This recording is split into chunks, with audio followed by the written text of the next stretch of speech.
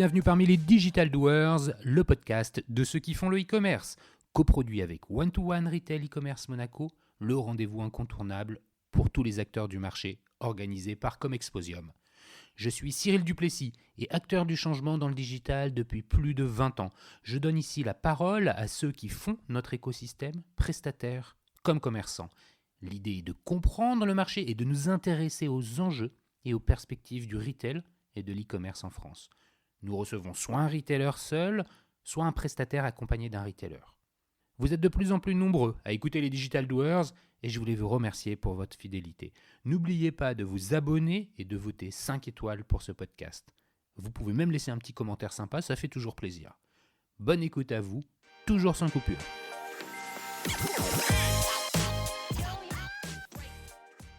Aujourd'hui, nous recevons Julien Khaled, cofondateur de Made.com. Julien concentre aujourd'hui ses activités dans le conseil stratégique auprès des grands noms du retail et également en tant qu'investisseur. Nous allons échanger avec lui, bien sûr, sur son parcours dans la célèbre DNVB de l'ameublement et de la décoration, mais surtout discuter des enjeux et des perspectives marché du retail en France.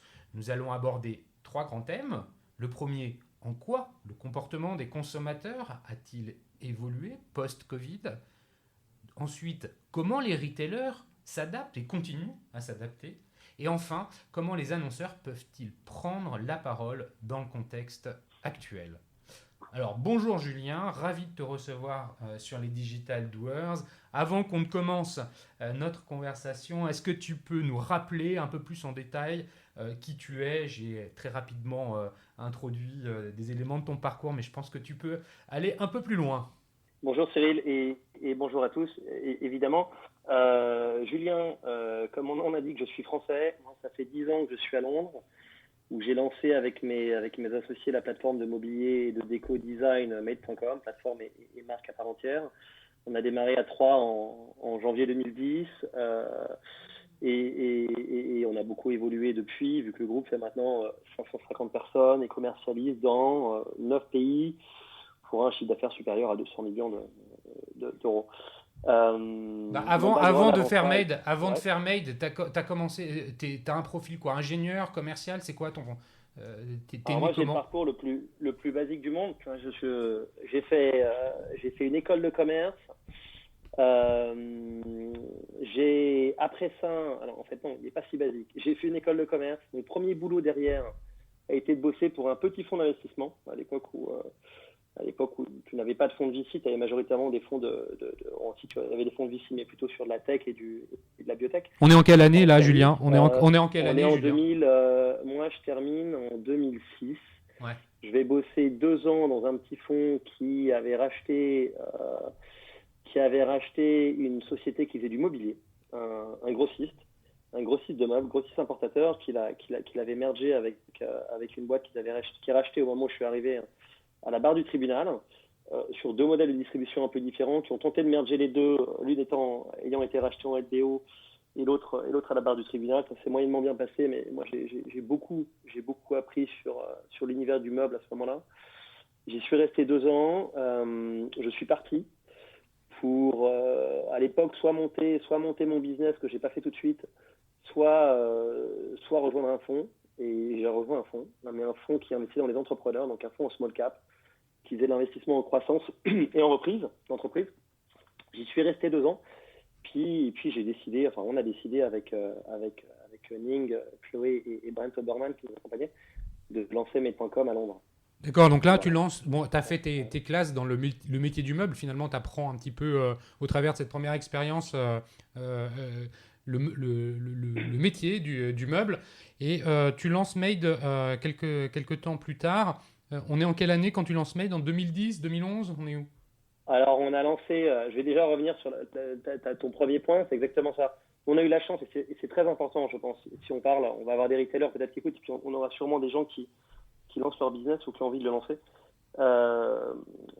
Moi, j'aime beaucoup les speeches où on vous explique qu'on peut avoir une idée, partir de rien et lancer un business. Je trouve qu'il y a une autre chose qui est importante à savoir, c'est que dans certains métiers qui sont un peu plus compliqués, le mobilier est un métier un peu compliqué comme beaucoup, vous avez une énorme valeur ajoutée à connaître votre métier. Et moi, j'ai eu la chance, et on a eu la chance parce que mes associés avaient fait de même de leur côté, de faire nos classes et de faire nos conneries, pour parler poliment, chez les autres. D'apprendre, d'aller au charbon, de visiter des usines, 4 usines par jour, de prendre des avions, de comprendre comment à l'époque une PME fonctionne, et au final une startup c'est une PME en encore moins organisée et en moins stable. Et donc j'ai fait tout ça, et effectivement on s'est tapé dans la main pour lancer Made en décembre 2009. Moi j'ai quitté mon boulot, il me restait les jours de congé avant de partir, et pendant mes derniers jours de congé avant de le quitter officiellement, on a commencé à aller bosser sur le modèle et visiter les prestataires, et commencer à screener quels designers avec lesquels on avait envie de travailler. Et on a démarré. Moi, j'ai pris mon Eurostar le 2 février 2010. Ouais, donc ça fait à Londres. ça fait 10 ans. Ouais. Et finalement, cette première expérience dans le métier du meuble, c'est ce qui, et dis-moi si tu partages ce point de vue, c'est ce qui permet, quand vous lancez Made, de savoir correctement exécuter finalement les opérations. Parce qu'avoir une idée, c'est un peu sympa, disruptive, c'est bien, mais enfin, si elle n'est pas correctement exécutée, elle ne fonctionne pas. Si Made est à la taille que tu nous annonces aujourd'hui, c'est-à-dire quelque part présent dans 9 pays, plus de 200 millions d'euros de chiffre d'affaires, c'est probablement parce que l'exécution est à la hauteur. Ouais, ça c'est évident. C'est évident. Après, il y a plein de choses dans ce que tu racontes. Je vais commencer par la fin pour pas l'oublier. Dans la qualité d'exécution d'une croissance comme celle-là, à une taille comme celle-là, tu as quand même plusieurs types de qualité d'exécution. Parce que si on n'y revient pas, tu as quand même plusieurs phases dans le développement d'un projet qui part d'une startup et d'une idée, du lancement d'un produit, à tes premières livraisons, et à monter une boîte qui va faire autant, on va dire autant d'employés. Je préfère parler en termes d'employés et puis de volume vendu que de chiffres. Je trouve que ça fait plus de sens. Les phases sont pas les mêmes. Et autant au début, c'est une exécution, connaître son métier, bosser dans le détail, avoir connu le métier du meuble derrière. Autant aujourd'hui, c'est aussi une question de qualité d'exécution. Aujourd'hui, c'est surtout une question de qualité d'équipe. Et on a une énorme chance, c'est qu'on a été accompagnés assez rapidement, et puis ça s'est renforcé au fur et à mesure par une équipe de management hyper solide, qui à mon avis avait deux grosses qualités. L'une qui est de connaître certaines facettes du métier extrêmement bien, et l'autre d'avoir une qualité d'adaptation à des nouveaux modèles hyper importante, parce que l'avantage quand on connaît son métier, c'est qu'on est expert. Le désavantage, c'est qu'on connaît une façon de l'opérer. Et quand on lance une nouvelle façon d'opérer sur un marché, c'est différent. Et sur Made, sur la capacité d'exécution, il y a deux choses au départ, en tout cas à l'origine. Je pense qu'il y a tout ce on s'est pas planté, on a pris des bons virages. Quand on a fait des bêtises, on a pris des bonnes décisions. Et puis après, on a eu un mix de connaissances du métier lui-même. La grosse chose qu'on avait, et n'oublions pas, alors on est une plateforme, on est une boîte en très forte croissance, mais on est aussi une marque. On est une marque et on est un fabricant, développeur, sourceur, qui fait de la supply en mobilier. Et là où on a innové beaucoup, c'est notamment sur tout ce qui est développement produit, et notamment sur ce qui est sur supply, dynamique de supply. Donc ça, on l'avait. Ça, on savait comment ça fonctionnait une usine. Et donc, tu évites la plupart des bêtises que tu vas faire au début si tu n'as jamais sourcé du produit, si tu n'as jamais essayé de développer un meuble, si tu ne sais pas comment ça fonctionne. Après, il y a une grosse partie du métier qu'on a appris sur le terrain. J'avais jamais de ma vie bossé avec des logisticiens, j'avais jamais bossé avec des livreurs, on n'avait jamais monté un service client, je connaissais pas Zendesk, on n'avait jamais monté un ERP, et tu as une grosse partie du boulot que tu apprends sur le tas, une partie par toi-même, puis une partie avec des gens que tu embauches pour t'aider à tout concevoir. Ça a été pour toi et pour tes associés, tu te souviens, sur les 10 dernières années, finalement, un moment qui est révélateur de l'expérience que vous avez vécue, un moment d'entrepreneur un peu touchy, je sais pas, au moment des levées de fonds, au moment des premières commandes, au moment ou alors ça a été... Est-ce qu'il y a eu un moment? Non, il y en a eu plusieurs, ça j'imagine bien, mais est-ce qu'il y en a un ou deux que tu peux nous partager, qui illustrent un petit peu l'histoire que tu nous racontes? Je vais t'en donner des biens et des pleins, et des biens et des pas biens. Déjà, le plus gros moment, c'est quand tu décides de te lancer. C'est quand tu quittes ton boulot et tu dis, écoute, j'ai toujours voulu monter, enfin, depuis quelques années, j'ai voulu monter ma boîte, mais ça, c'est le projet que je vais choisir. Et voilà les raisons pour lesquelles j'y vais. Et voilà avec qui j'y vais. Et c'est un peu, lancer un business, c'est un peu comme un mariage. Hein. Tu connais les gens, mais tu te commites sur le fait que ça va fonctionner. On a eu de la chance à la fois en termes d'associés, que ce soit les trois associés exec et puis notre non-exec, et puis en termes d'investisseurs. Et puis on a eu de la chance sur la suite.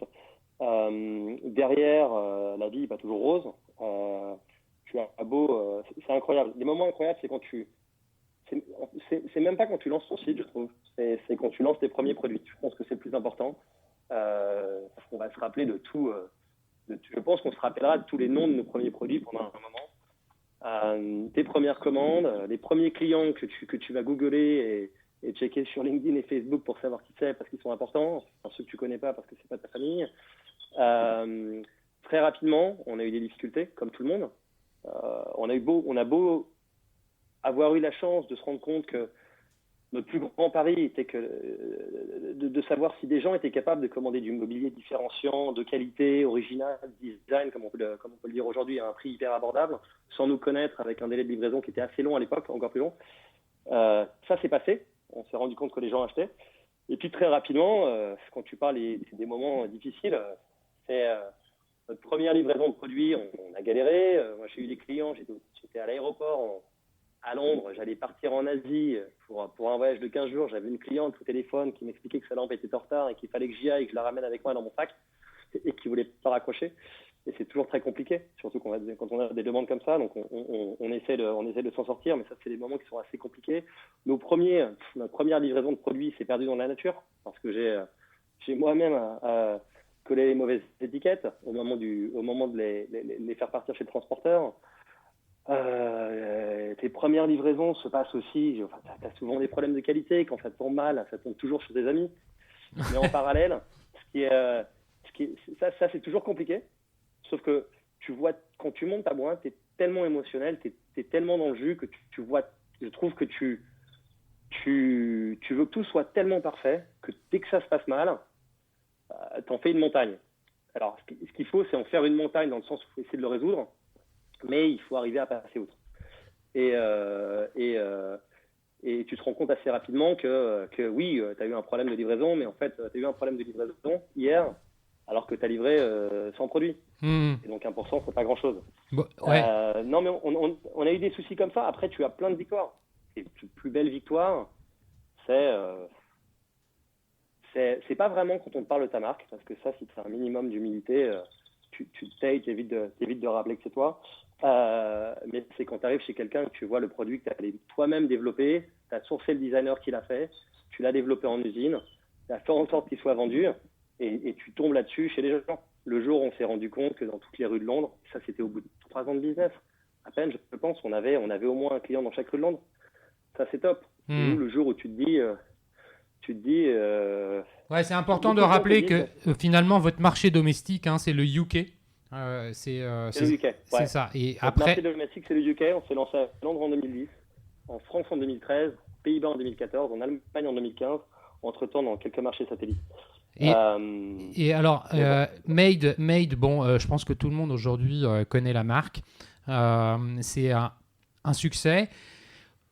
Mais aujourd'hui, Julien, tu es moins opérationnel chez Made. Je le disais en introduction, tu portes du conseil auprès des stratégiques, auprès des grands noms du retail, et puis tu es un investisseur. Tu peux nous en dire un tout petit peu plus sur cette activité ?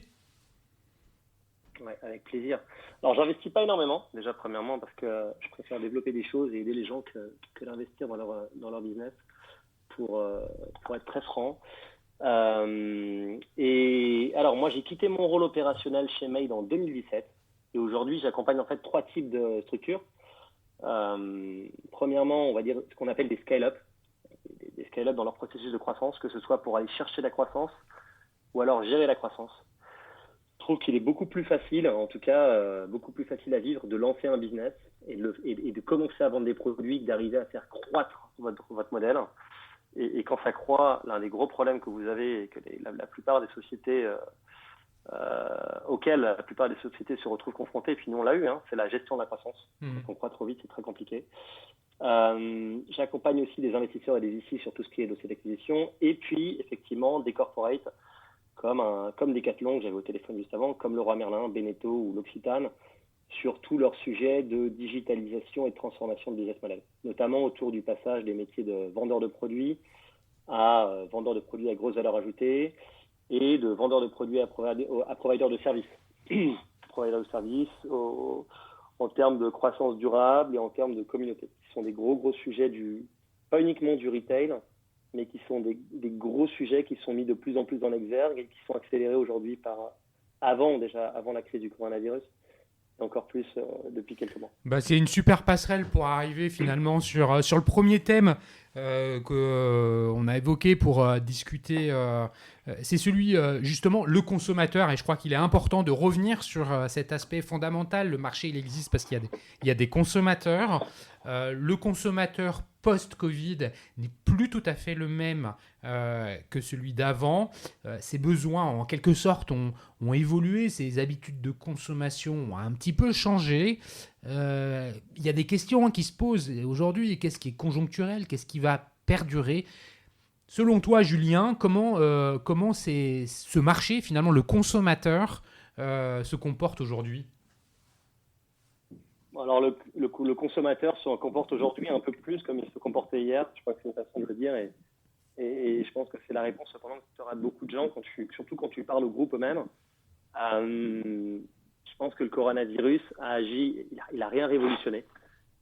On a eu des pics en termes de volume, d'utilisation de certains services, de valorisation de certaines boîtes qui vont se stabiliser un minimum.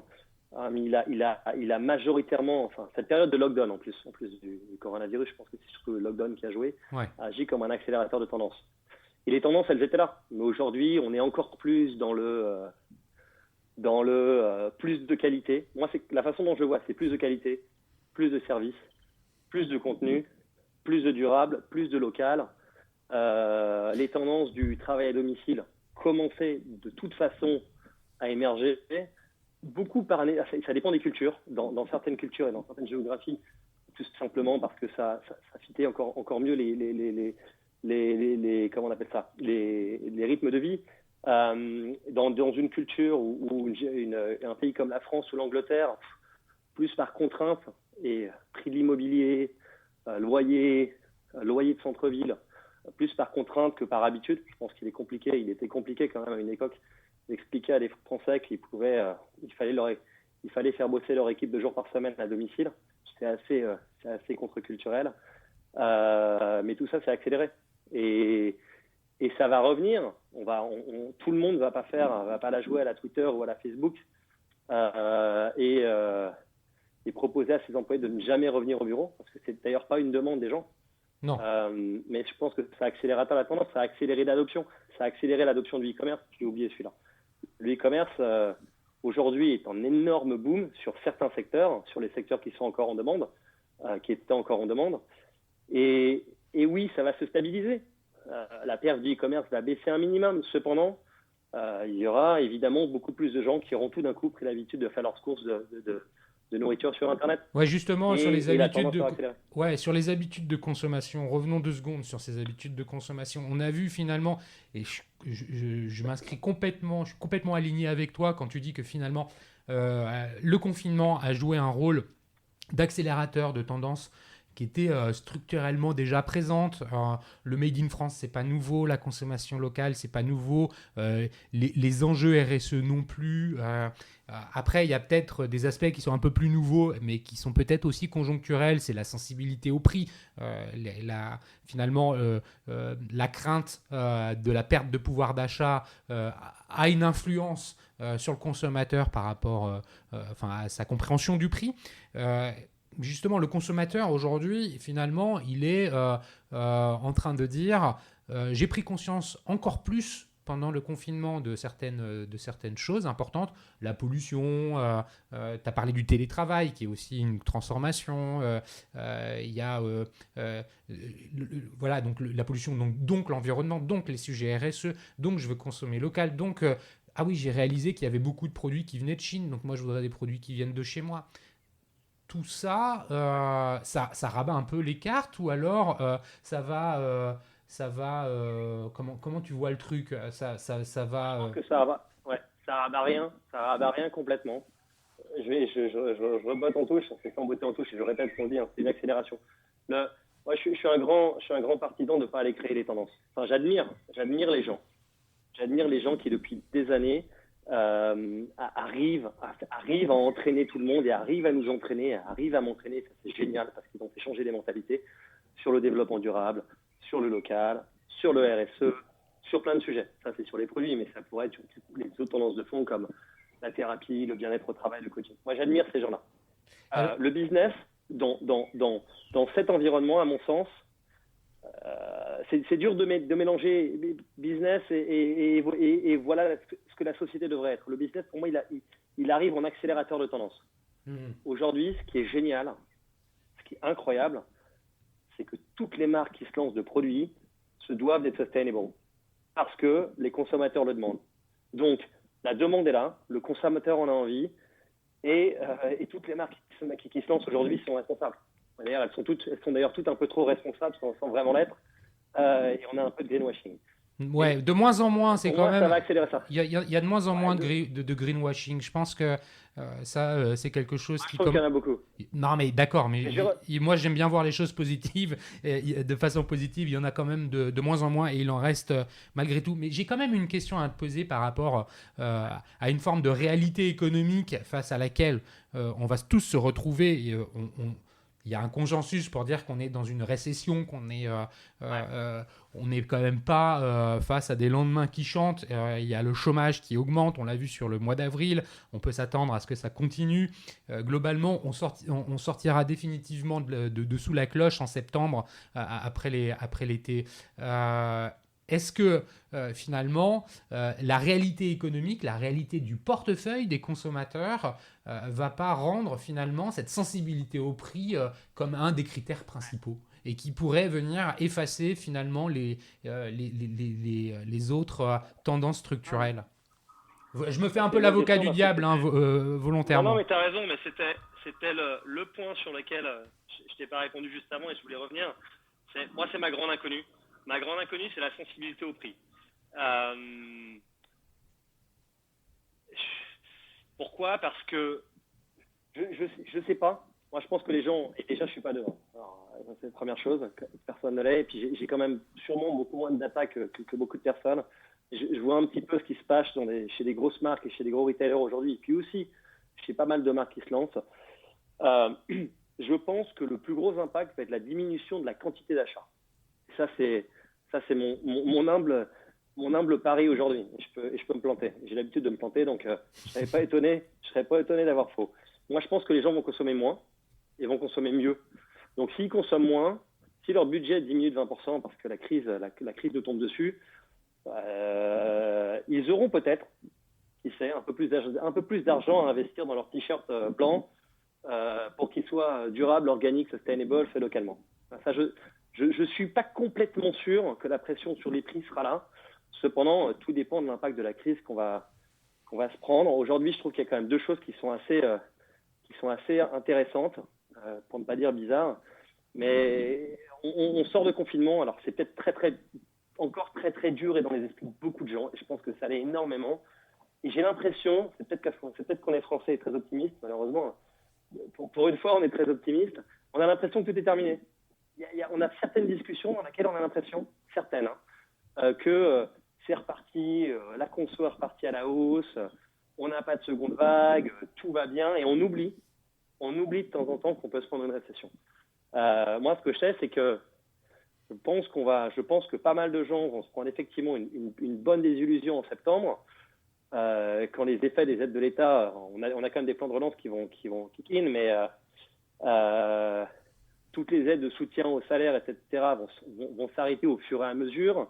Ce qu'on voit aujourd'hui typiquement dans le e-commerce, c'est que sur certains secteurs et certaines boîtes, la performance s'envole pour une raison simple, qui est double, qui est l'adoption du commerce en ligne, majoritairement boostée par le fait que les gens n'avaient pas le choix. Et puis la diminution de ce qu'on appelle les CPM, les coûts par mille, sur l'acquisition du marketing, sur le marketing, car plus d'audience et moins de gens qui font de la pub.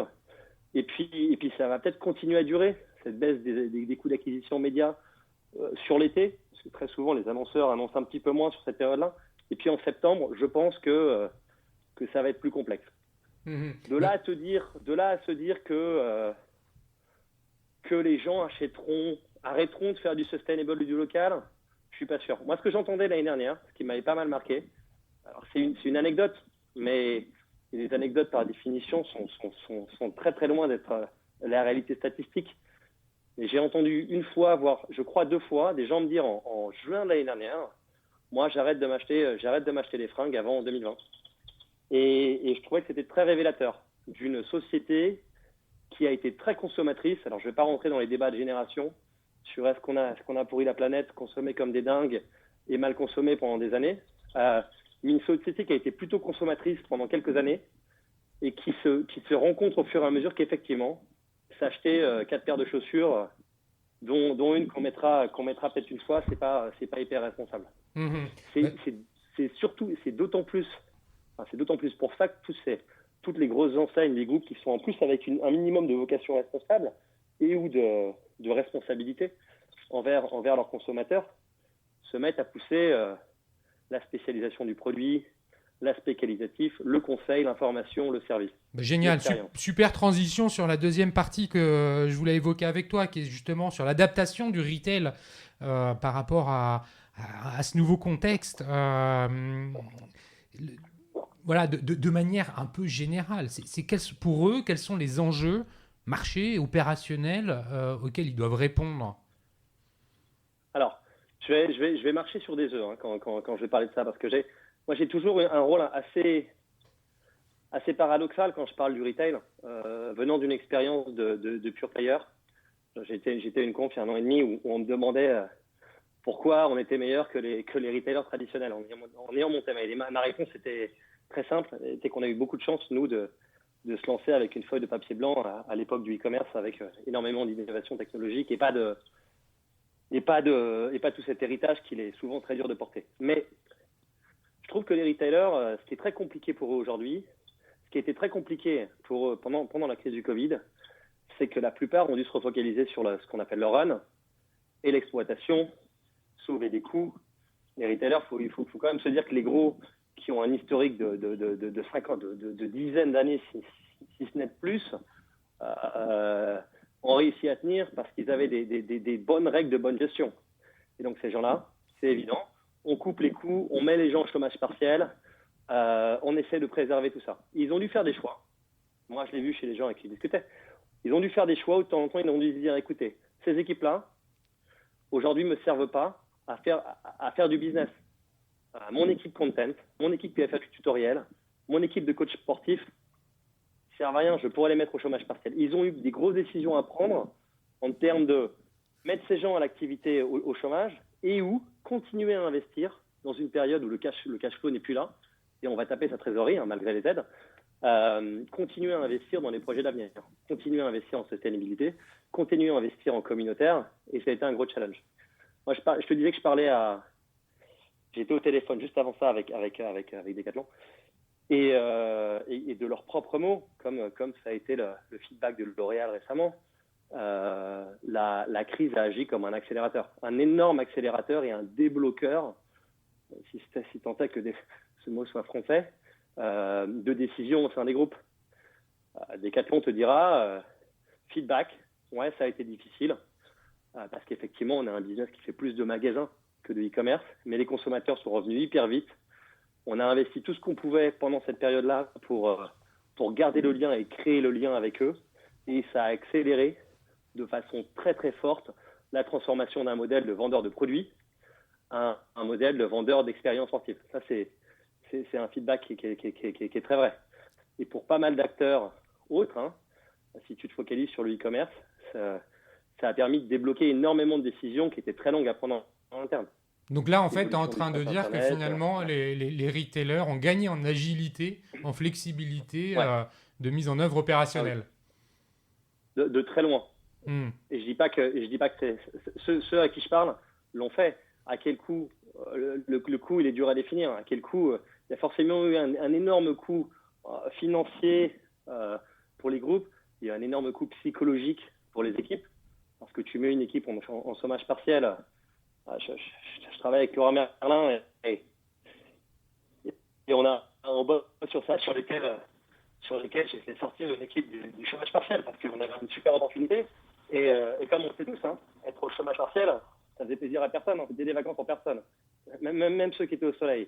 Donc il y aura un coup psychologique assez dur. Je pense qu'on va rentrer dans une phase d'été où en plus les gens se demandent s'ils auront des vacances ou pas de vacances, parce qu'ils n'ont pas été au travail, mais ils sont encore plus essorés que si ils n'ont pas été physiquement au travail. Ils sont quand même plus essorés que s'ils y avaient été. Et je ne sais pas à quel coup. Par contre, oui, en agilité, tout le monde a gagné. Et alors, comment tu perçois finalement l'intégration des différents canaux de vente digital et physique dans le retail? Parce qu'il y avait déjà beaucoup de choses qui avaient été faites avant qu'on enregistre, tu m'as raconté à quel point finalement Decathlon effectivement avait intégré ces notions-là. On a vu qu'il y a des retailers qui n'ont pas réussi. La liste des redressements judiciaires s'allonge de semaine en semaine. Est-ce que tu perçois ça également comme un enjeu dans les mois à venir d'imbriquer beaucoup plus les différents canaux de vente? Oui, imbriquer les canaux de vente, je pense que c'est pas vraiment un débat. Pour moi, l'omnicanal n'est pas vraiment un débat. Si tu veux, on en parlera, mais l'expérience d'un Made.com qui s'est lancé en pure player et qui derrière a développé des réseaux de communication sur pas mal de canaux, un showroom, une présence physique, du conseil et autres, te fait te rendre compte qu'il n'y a pas de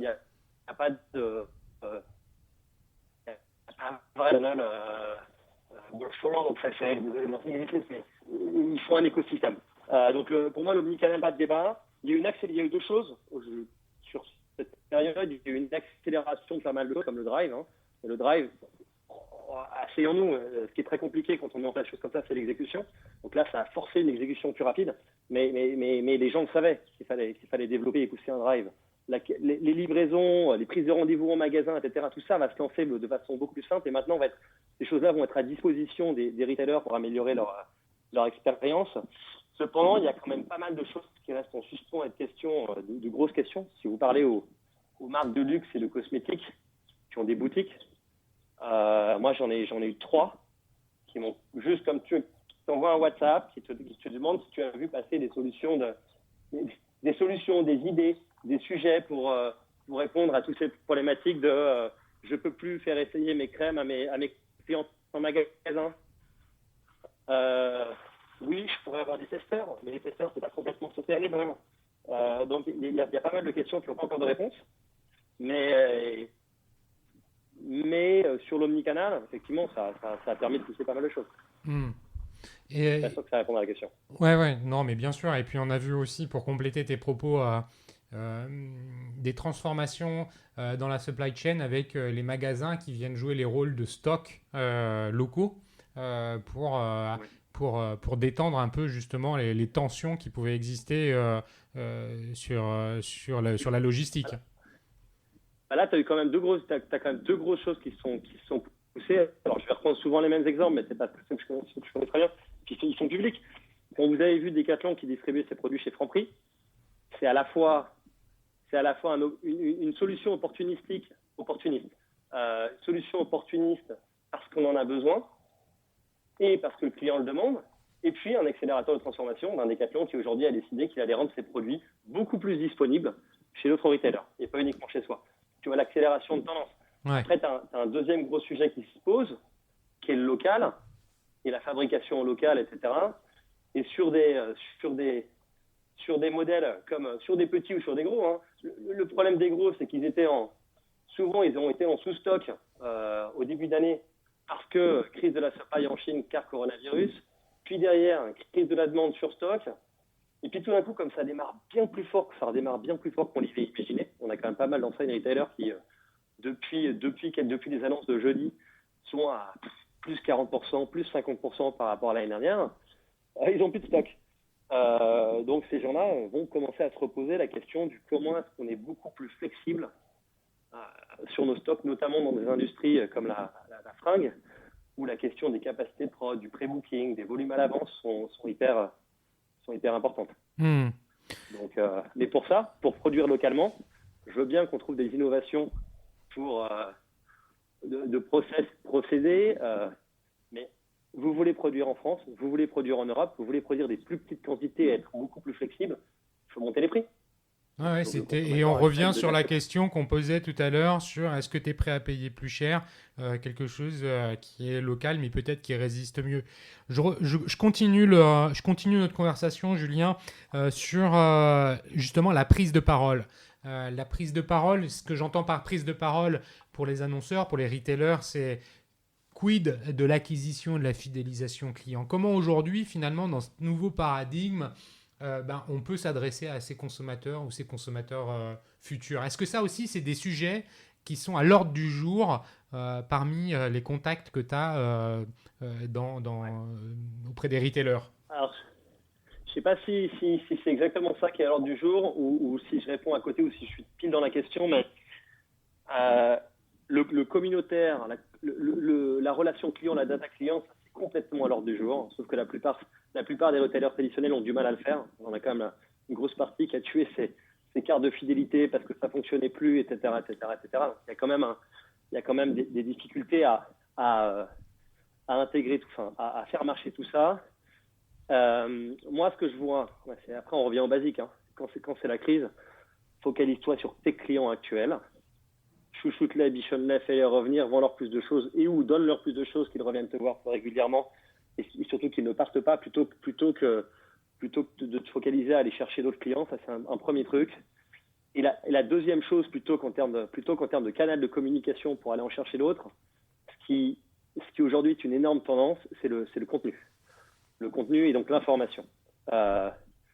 Chez les 4 personnes avec qui je bosse et puis chez les scale-up avec lesquels j'ai travaillé, devenir une marque de contenu, une marque d'information, une marque qui permet d'éduquer son client, c'est le plus important. Mon associé chez Made et cofondateur Ning Lee a monté, comme on en a beaucoup entendu parler, a monté en France, ils viennent de se lancer au UK, une marque de cosmétiques qui s'appelle Typologie. Quand on regarde ce qui est bien fait, ce qui est fait, et c'est quand même extrêmement bien exécuté, mais un des trucs qu'ils font hyper bien, c'est le contenu. La dernière fois, j'en parlais avec des amis qui bossent dans cette industrie de façon traditionnelle, qui connaissent énormément et qui me disent la force de cette marque, une des forces de cette marque, c'est de redonner le pouvoir au consommateur, parce qu'on l'éduque.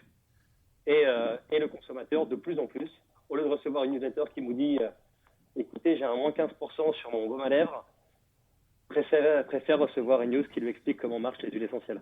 Mais tu réponds exactement à la question, en fait, hein, Julien. Tu es pile poil dans la bonne réponse.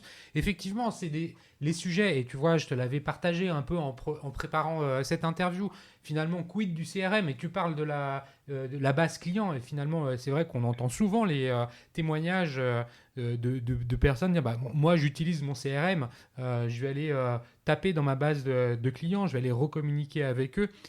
D'une façon qui est effectivement beaucoup moins agressive qu'elle n'avait pu l'être avant. Et tu parles du contenu, c'est vrai que finalement, c'est un peu donner quelque chose au consommateur pour qu'il puisse s'en saisir lui-même. Exactement. Ça, c'est un énorme enjeu. Et en fait, la plupart des grosses marques, en revenant sur les retailers traditionnels, ont été tellement focalisées sur le run qu'on a oublié un petit peu d'en réinvestir sur le contenu, qui sont des choses sur lesquelles le ROI est quand même le ROI à très court terme est faible, enfin surtout est non traquable, et pour investir en produits, en promo, en canaux, etc. Et ces gens-là, pendant la crise, se sont rendus compte qu'il était important d'aller le faire. Dans le bricolage, eh bien, les gens se sont mis à faire des cours gratuits de bricolage pour leurs clients, des tutoriaux, du contenu, etc., qui n'a pas forcément besoin d'être pricé. Donc, soit vous faites de la marge sur ces choses-là, soit vous le faites gratuitement pour réasseoir votre notoriété, pour rappeler à vos clients et ou leur dire « je suis le professionnel de ça, Je suis la référence. Si vous avez une question sur comment vous changez votre ampoule, peut-être des choses un peu plus techniques que ça, venez chez moi, je sais comment faire. Et puis d'ailleurs, la prochaine fois, vous penserez naturellement à venir acheter vos produits chez nous. Ça, c'est une tendance qui s'est énormément accélérée pour 2 raisons. Un, les gens étaient derrière leurs écrans à s'emmerder et avaient besoin de conseils sur pas mal de sujets. Et 2, c'est pour une enseigne qui a, je sais pas moi, une enseigne qui a 100 magasins, déployer des initiatives, pour la plupart des initiatives et des services que vous voulez déployer, c'est compliqué parce qu'il faut les déployer de façon nationale.